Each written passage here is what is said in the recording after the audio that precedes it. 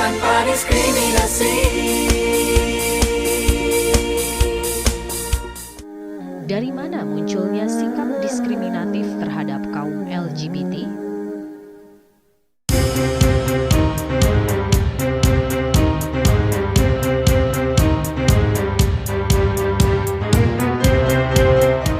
Pada konteks pemikiran, pada dasarnya terdapat dua pandangan tentang seksualitas yang saling berseberangan, yaitu aliran esensialisme dan aliran sosial konstruksionisme. Kelompok esensialisme meyakini bahwa jenis kelamin, orientasi seksual, dan identitas seksual sebagai hal yang bersifat terberi dan natural sehingga tidak dapat mengalami perubahan.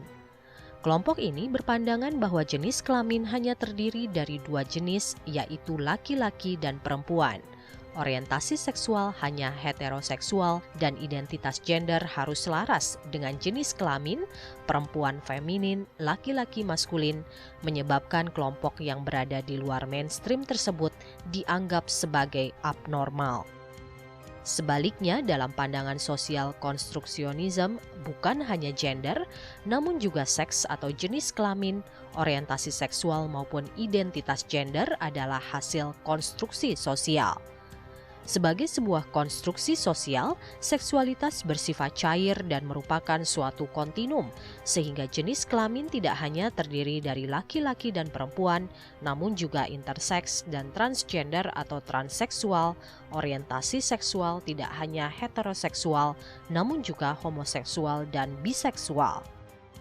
Pandangan umum yang diterima di Indonesia adalah pandangan pertama, yang meyakini bahwa seksualitas bersifat terberi sehingga tidak dapat diubah.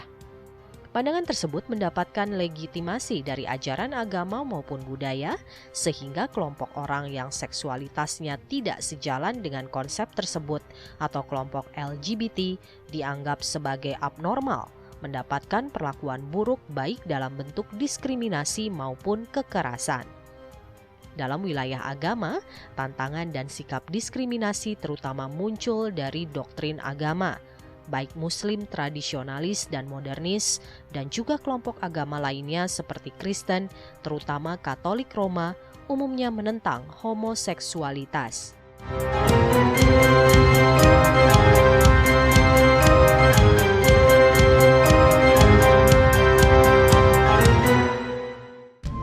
Kamu mungkin berhasil menyebarkan teror, tapi kamu tak pernah bisa menghapus warna-warni Indonesia.